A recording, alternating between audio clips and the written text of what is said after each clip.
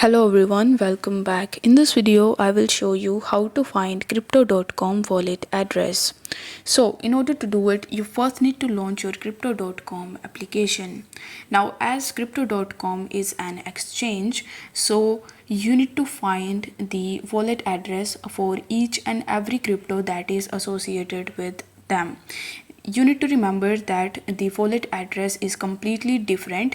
So let's say you have selected Bitcoin, so its address would be different.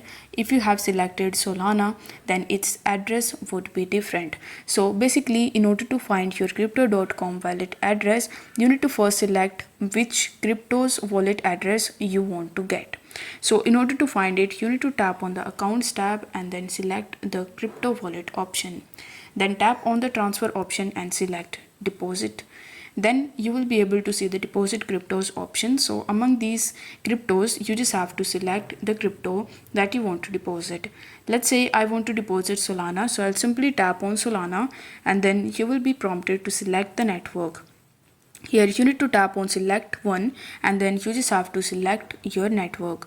Then you will be able to see the Solana wallet address, which you can copy from here and use it to deposit only Solana into your crypto.com account.